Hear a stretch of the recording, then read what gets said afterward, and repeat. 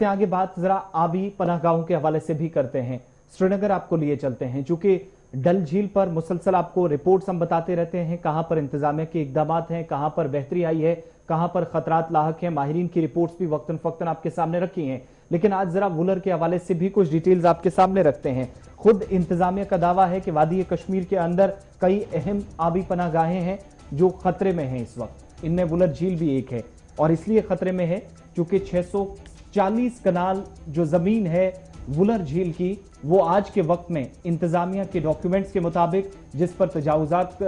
खड़ी की गई, इलीगल इंक्रोचमेंट्स हुई, और मौजूदा वक्त में भी हालांकि कुछ इनमें से जो है खाली कराया गया इंतजामिया की तरफ से, अलादा समेत दीगर मुतलकिन की तरफ से कार्रवाइयां वक्तन फक्तन की गई। लेकिन इंतजामिया ने जो कमेटी भी इससे पहले एक ज्वाइंट एक्शन कमेटी बनाई थी और वाटर बॉडीज की जो हद थी वो मुकर्रर करने की जिम्मेदारी दी गई थी, उसके बावजूद भी ये तजावुजात या जो इंक्रोचमेंट से नहीं रोक पाई हैं। और वुलर झील में इंतजामिया का खुद मानना है कि दीगर आबी पनाहगाहों के मुकाबले यहां पर 600 कनाल अराजी पर आज के वक्त में कब्जा हुआ, उस पर इंक्रोचमेंट हुई। ये इस बात की तस्दीक करता है, इस बात की वजाहत करने के लिए काफी है कि आबी पनाहगाहों के लिए उठाए गए जो इकदाम थे, जो तहफ़्फ़ुज़ को यकीनी बनाने का दावा था, उसमें इंतजामिया मुकम्मल तौर कामयाब नहीं हो सकी, जिसकी वजह से 650 कनाल के आसपास जो जमीन है जिस पर वुलर झील और इसके आसपास आबी पनाहगाहों की हद मुकर्रर ना होने से, हदबंदी ना होने से इंतजामिया को भी डायरेक्टली आज के वक्त में तनकीद का निशाना बना। अब झील वुलर की जब हम बात करते हैं तो एशिया की सबसे बड़ी झील है,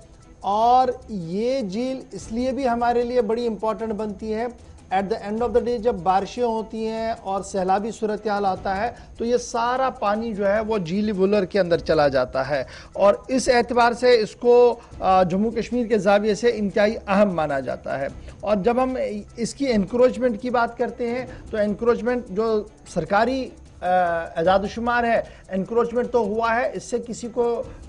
दो बातें तो नहीं है, लेकिन इसके लिए बाज़ाब्ता तौर पर Wular conservation and management authority वोकमा बनाया गया था, जिसको ये काम सौंपा गया था कि यहाँ पर झील की देखभाल हो, और झील के अंदर जो गवर्नमेंट ऑफ इंडिया की तरफ से बाज़ाब्ता तौर पर प्रोग्राम हाथ में दिया गया था कि इसकी सफाई हो, ड्रेजिंग हो, और वहाँ से सिल्ट को बाहर निकाला जाए, उस पर भी सुस्त रफ्तारी से काम हो रहा है। और ये जो ऑर्गेनाइजेशन बनाई गई है वुकमा, वो पूरी तरह से काम नहीं कर पा रही। अब ये मामला आज का नहीं है, ये भी जरा जहन में रखिएगा, क्योंकि नेशनल ग्रीन ट्रिब्यूनल ने बाज़ाब्ता तौर पर इस झील के हवाले से पर्टिकुलर यानी खसूसी तौर पर कुछ हिदायतें जारी की थी, जिसमें यह कहा गया था कि इस झील के आसपास एनक्रोचमेंट तो हो रहा है, लेकिन इस झील को तबाह करने में सरकार का भी एक बड़ा रोल है, क्योंकि वहां पर जो कचरा है और दीगर चीजें हैं वो जमा किया जाता है, जिससे अब इस आबी पनाहगाह को इंतहाई खतरा जो है वो लाहक हुआ है। सीधे चलेंगे श्रीनगर,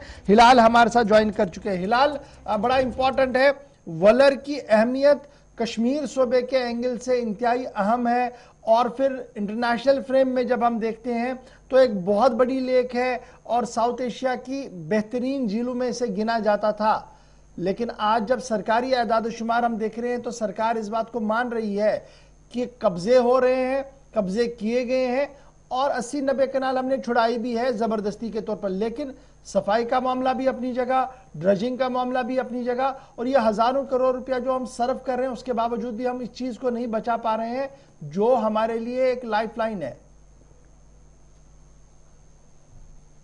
गौहर, आप अभी फरमा रहे थे कि सरकार भी इस झील की जो शान रफ्ता थी उसको खराब करने में, या इसकी अहमियत व इफादियत न सिर्फ नेशनल लेवल पर बल्कि इंटरनेशनल लेवल पर जो इसकी अहमियत थी कि ये फ्रेश वाटर के लिए माना जाता था और पूरे एशिया के अंदर सबसे बड़ी झीलों में ये भी शुमार, तो वो स्टेटस कहीं ना कहीं खत्म हुआ है। और आपने कहा कि सरकार भी इसमें जिम्मेदार है, लेकिन आम लोग भी ये समझते हैं कि सरकार भी नहीं बल्कि सरकार ही इसके लिए जिम्मेवार है, क्योंकि इसके लिए एक बाज़ाब्ता कंजर्वेशन अथॉरिटी भी बनाई गई है। उनके जो मुलाजमीन हैं उन्हें सैलरी भी स्टेट एक्सचेकर से निकलती है, लेकिन जो उन्हें जिम्मेदारी दी गई थी उन जिम्मेदारियों का क्या है, उन्हें कौन अकाउंटेबल बनाएगा। 640 कनाल लैंड ऑक्यूपाई करना या उससे हड़प करना या इसे दूसरे पर्पज के लिए इस्तेमाल करना, इसे रेजिडेंशियल पर्पज के लिए इस्तेमाल करना या दूसरे कल्टीवेशन के लिए इस्तेमाल करना, क्या इससे छुड़ाना सरकार का इख्तियार नहीं था? क्या सरकार के पास इस हवाले से जो एनफोर्समेंट विंग्स है क्या वो नहीं है, उन्होंने आज तक क्या काम किया है। 100 जो कनाल लैंड यहाँ से रिलीज करना कोई बड़ी बात नहीं है, बल्कि बात यह है कि सरकार की हमेशा इस झील के तई इसकी शान रफ्ता को खराब करने में ही उनकी जो है जिम्मेदारियां आज तक देखी गई हैं। जबकि 600 कनाल यानी कि ये जो झील है ये साउथ एशिया नहीं बल्कि पूरे एशिया के अंदर बड़ी झीलों में तस्वुर की जाती थी और दुनिया के अंदर फ्रेश वाटर के लिए ये झील जो है मानी जाती थी। लेकिन अब वो इसकी न शान रही है न बांध रही है,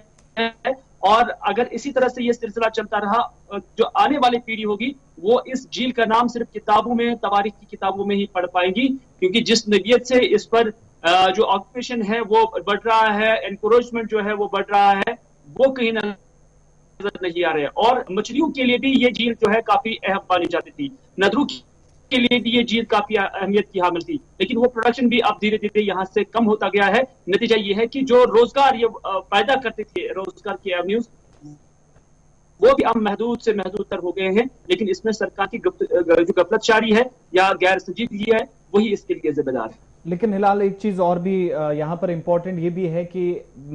जो बाउंड्रीज तय करनी थी डिपार्टमेंट को, इसके लिए बाकायदा एक टीम भी बनाई जाती है, उसके बावजूद भी काम नहीं हो पाता। दूसरी ये चीज कि जो वुलर के किनारों पर आज के वक्त में भी लोग मुकीम हैं, उनके लिए क्या कोई सरकार के पास कोई रिहेबिलिटेशन पॉलिसी है? अगर एनक्रोचमेंट की गई है उसके बाद इनको हटाया जाता है, यहाँ से एरियाज खाली कराए जाते हैं, बाउंड्रीज डिक्लेयर की जाती हैं, तो इन लोगों को कहां शिफ्ट किया जाए? इसके लिए कोई प्लान आज के वक्त में, रुकावट कहां पर पैदा हुई है? तो रुकावट यहाँ पर पैदा हुई है कि जो ये फाइलें हैं वो गर्दा खा रही हैं दफातर के अंदर, जो मुलाजमीन हैं वो इसे कोई बड़ी जिम्मेदारी समझते नहीं है। जब तक ना स्टेट अथॉरिटी, जब तक ना यूनियन टेरिटरी अथॉरिटी इस मामले को भी, क्योंकि लेट एक माहौलियात के साथ इसकी वाबस्तगी है, जम्मू कश्मीर की इकोनॉमी के साथ इसकी वाबस्तगी है, जब तक ना आप इसे बिल्कुल उस तरह से ट्रीट करोगे जिस तरह से आप मिलिटेंसी को कूप करने के लिए अपनी तजावीज, अपने प्लान्स जो है एग्जीक्यूट कर रहे हैं, उसी तरह से अगर इस पर अमल नहीं हुआ तो जैसा मैंने इससे पहले भी कहा कि ये किताबों में हम पढ़ पाएंगे तो वो बिल्कुल किताबों में ही पढ़ पाएंगे। जो इस हवाले से अथॉरिटी बनाई गई थी, जो इस हवाले से कमेटी बनाई गई थी, उनकी रिपोर्ट भी कहाँ है? और अगर रिपोर्ट दी हुई है तो उस पर फिर अमल क्यों नहीं हुआ? अगर उन्हें रिपोर्ट दी हुई है तो क्या उसमें आपने कुछ गलत चीजें नहीं देखी हैं जिसको रेक्टिफाई करने की जरूरत थी? जी, गर्ज ये है कि सरकार ने लोगों को दिखाने के लिए, बयानात जारी करने के लिए, अखबारों में अपनी एग्जिस्टेंस दिखाने के लिए इस तरह की कमेटियां तश्कील दी हुई हैं। बाकी उसका जो काम है, जो उसको असल में कंटेंट दिया गया था, उस पर कोई भी पेशरफ नजर नहीं आ रही। बहुत बहुत शुक्रिया। मीर हिलाल हंजूरी हमारे साथ कश्मीर ब्यूरो चीफ थे और बात कर रहे थे आबी पनाहगाहों के तहफ्फुज के बीच इंतजामिया खुद आज ये मान रही है कि बहुत सारे ऐसे एरियाज, और सिर्फ एक झील की खुद मिसाल दी है जहां पर एनक्रोचमेंट मुसलसल बढ़ रही है, लेकिन खाली कितनी जमीन कराई गई है, कहां से इंतजामिया कामयाब हुई है, वो खुद इस रिपोर्ट में बहुत हद तक वजाहत इसकी हो जाती है। बढ़ते